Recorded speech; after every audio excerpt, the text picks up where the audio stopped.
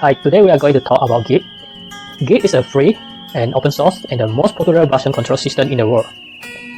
GIT uses a special database called a repository to collect files or different versions of a project. It helps you to track your project history and let you work together with a team member. Each team member has a copy of the project with its repository on their machine, so we can save our project history locally on our machine. Each of us later can push our work with the latest version into the remote repository. If the remote story is offline, we can still able to synchronize our work directly with each other. There are three areas in the GIT working area. It's where files that are not handled by GIT, we call it unthreaded file. Repository area, store your committed file and is in your .git directory. In between that, we have a staging area where you can add unthreaded file to let GIT know what change in the file are going to occur for the next commit. Let's see a simple example. Let's say you have a file.1 with a hello world content in your working area. You add it to the staging area, and now the staging area have the same copy of the file with the same content. Later we commit it to the repository, and now the file 1 is saved in the repository. We can assign a version number to it, for example b1.0.0. And now let's change the content in the file 1 in the working area to ABC. So we add again to the staging area and commit it to the repository. So now the repository have another version of file 1 with a version number b1.0.1. This is the simple workflow for the GIT. So now let's start download the GIT and install it. You can download the GIT from the following URL. And you can choose your OS for the download and make sure that you download the latest release. After downloading the GIT, we need to do some configuration for the username, user email, and the default editor. And for this configuration, we have three levels to do the setting. Level 1, project. This only applies for current project. Second level is global, and it applies to all projects for the current user. And the third level is the system. It applies to all projects and all users of the current computer. Open the GIT bus, the start menu, and you can, after you download the GIT, you have these three items to use the GIT bus. So after open out this GIT bus terminal, you can start to do the configuration. You type git config followed by the label. I use the global and user name followed by your name and press enter. Next, we need to do the config for our user email.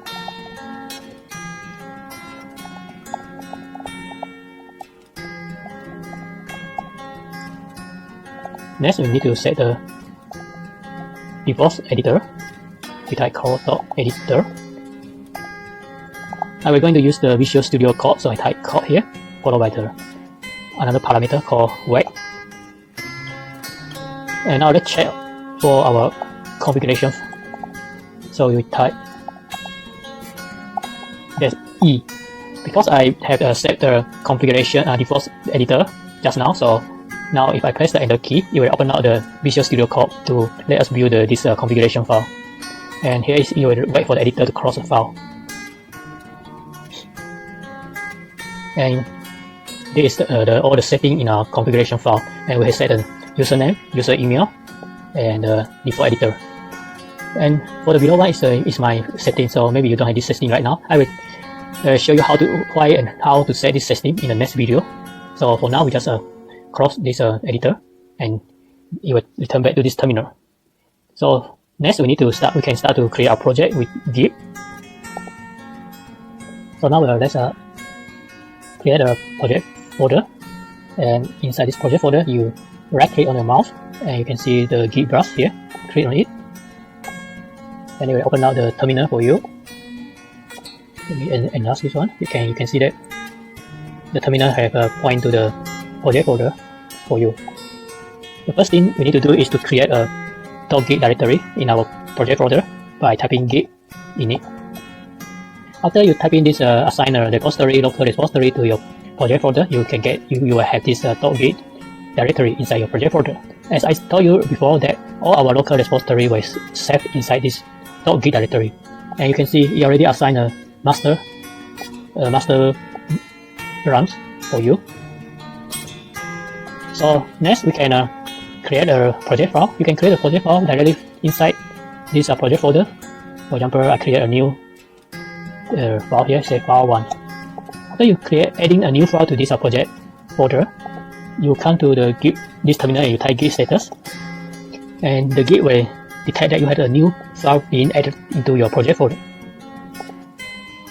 Actually, this is your working area.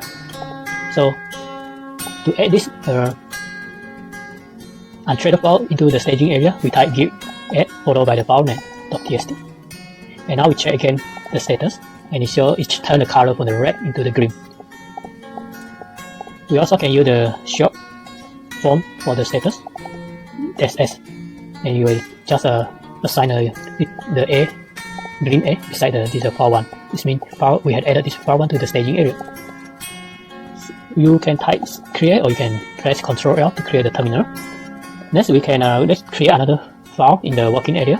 You can create a file in the terminal as well by typing touch followed by the file name. Or you can use the echo.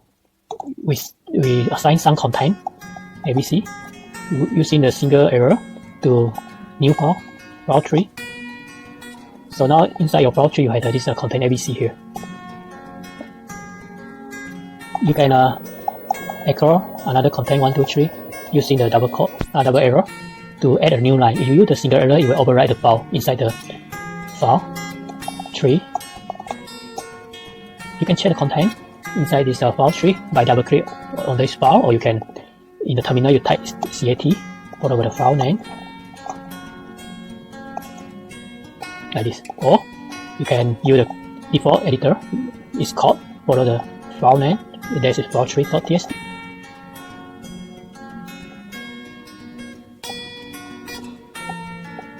Okay, so now let's check the status. We have a new file 1 and file 2, and we added file 2 and file 3. Or you can use the .ss version. It means about, you can see there's a 2 question mark here. It means we have added the 2 untitled file into our working direct area, and it cannot be traded by the Git, so use the question mark. So let's add, or then you can use the dot, or you can type all the file name to followed by space file tree.txt to add this file into the staging area, or you just type dot for all. Now go back to this status. Yes, we have added 3 file into our staging area. Now it's the time for us to commit this file into the local repository. So we type git commit sm for us to type the description, added project file, and you can see the history of the commit by typing log.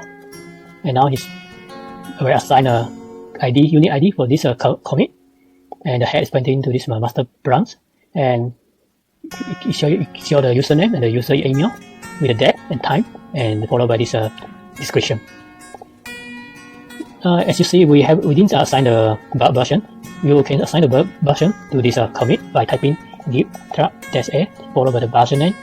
You can type anything for this version name. You can type version 1.0 or just v1.0, and followed by a comment. This is the first version, something like that.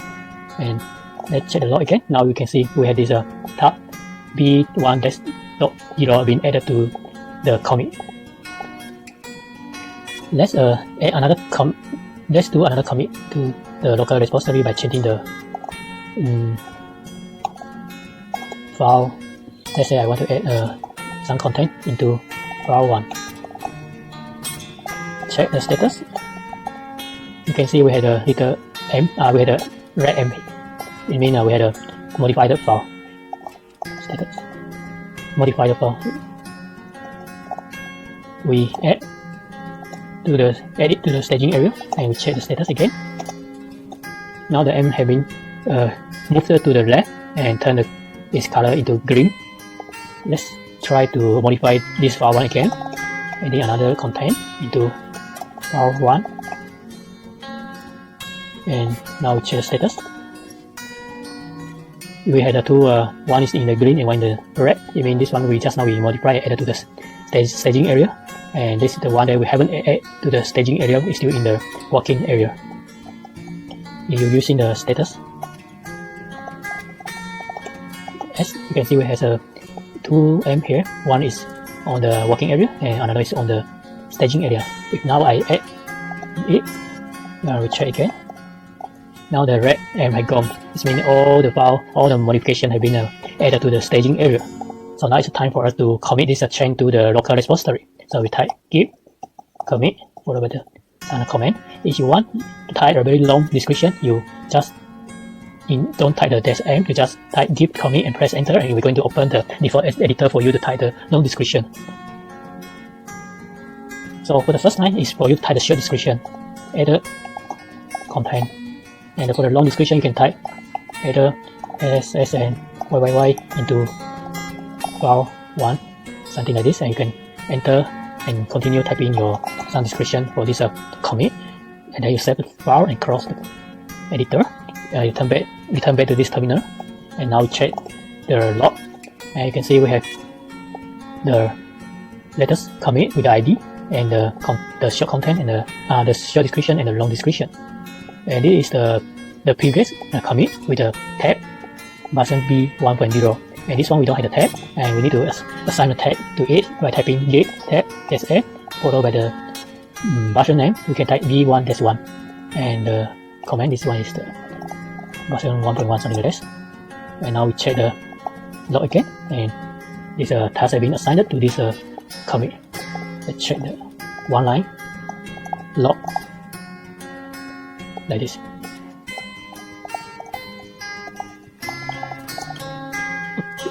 For the command for the git, you can type git. For example, you want to check all the config, you can type --# to list out all the type, all the command for this config, or you can go to search in the Google for all the list or the command for this git. Let's go back to see this log. And if you want to see the detail, you use the show followed by the ID. You don't need to type all the ID, you only have to type the first 4 characters. For example, df5. These are all the detailed content of the chain inside this commit, like the description and the file name, the file folder. It say the difference between the before you change and after you change. This one is because there's no changing before, because you just add it. For example, if I change this file 1 again, for example, I type echo, I override the file to abc into the file 1, and I add it to the staging area and commit it to the local repository with the command override file 1. And now if I type git row again, you have this I type git row 1 line. I override this. So now we had 3 commit, and if I type git show 2, I want to see the detail inside this commit. I type 2bc1, and you can see that it show you the history before change. Before you had the SSS and YYY inside this file, and after I override, it becomes ABC. With the plus sign, we will add the new content, and you remove out the SSS and YYY from the previous version. And now you can assign another version to this commit by typing git tab -a version 1.3, and with some command here, you can say override file. Now we go back to log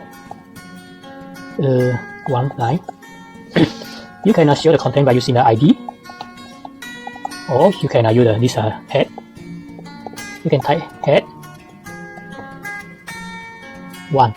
It means one step back from this line is this commit. Add the content. If I press enter, you can see add the content with all the detail. go back to this one line. If I just give a type a show, only type the head, you will show all this override file detail. Another way to show the detail, you can use the tag here. You can type git show followed by the version number, the tab number. For example, v1-0. You will show the content of this v1-0 here. You use the space to go to the next line, and you press the Q to end. There's one more thing I forgot to do is I need to add a git init file. Git init file let you to init the file to share to the other member. It means you will init the file you will not going to add this file into the repository. So to create the init file, we type task.git init. So it created this init file here. For example, I create another file called log. This is my log file. So I don't want this log file to be shared or committed into the repository. So I use the pattern .log and I add it into this git init. So now I can check the content inside this git init using cat git init. And you can see I added this. It means all the file with the extension log will be init by the git. For example, now if I type git status, you can see only show out this. I added this git init file. If now I go into this git init and I remove this pattern, save. If now I run again this git status, and you can see this log file also being triggered by the git. So I go put in this put back this log into git init. So now I run again this status. We have init this log file. So after I adding this init file, I need to add it into the staging area and commit it into the local repository by saying I added git init. So now inside the log we have, you can use the one line version. So now we have 4 commit in our repository. So now I want to make a copy of our project, our repository, local repository, into the remote repository. You can do it by, you need to let the git know where is your remote repository. So you type git remote origin followed by the address http or some address here, or you can use your local file. So because I have the GitHub account, so I will going to make a copy or local repository into my GitHub repository. So I will go to my, so now I go to my GitHub and I'm going to create a new repository for this project. So I type project, there will be project A, and I press the create repository button, and it will create this repository in my GitHub. And this is my address of this repository. So I copy this address and go back to my terminal, and I paste to here, and I press enter. And now you already assigned this address. So now the local repository knows that the remote address is this one. So next thing is you need to use the push command to push our local repository with the name master here. You can change this local repository the master branch name. I will show you how to do it in the next video. So if you subscribe my channel, you will get notified after I completed the video. So push origin into the master, and then you press the enter key, and now it will start to copy our local repository into the remote repository. And you can see it's super fast. So now if I refresh this page again, and you can see all the content in our local working area have been made a copy in the remote area, and you have in order this log file. So in the future, you can, let's say other member have a new project. Let's say other member he want to have to modify this project. He create a folder, and he can come here and select the Git brush, open out this terminal for his project folder working area, and he can, and you can see this is the folder now is empty. So he can first he can just clone the project from this remote area into the local working area by copy the address and paste into here and press the enter key. Now it's cloning the project A on the remote into our local directory, project A here. So now you can work in on it. So you can do some now. So you need to cd to this project A again, and for example, he changed something on this file. So now type git status. Say file tree have been modified by this user, and I can now the user can add to the staging area and commit to his local repository by typing some description set modify file tree. So other member will notify this, and now you can push before we push the chain into the remote repository. We need to check whether anybody chain on the file inside this remote repository first. So type pull origin master. If it's come out this message already out to date, it means now it is safe for you to push your chain to the origin master. So after you push this chain into this remote, and you can check the file tree here where it also been outdated. You see the DDD content being added to this file as well. This is the basic. Today I only show you the basic command and the very basic workflow in the Git for you to change the content, add to the staging area, commit it to the local repository, and push or you pull from the remote repository, and then after that you push to the remote repository. In the next video I will show you it. Sometimes somebody has changed the file, and after you pull, and you show you the conflict. So how I'm going to resolve this one, and I will show you how to create a branch in the next video. So thank you for today.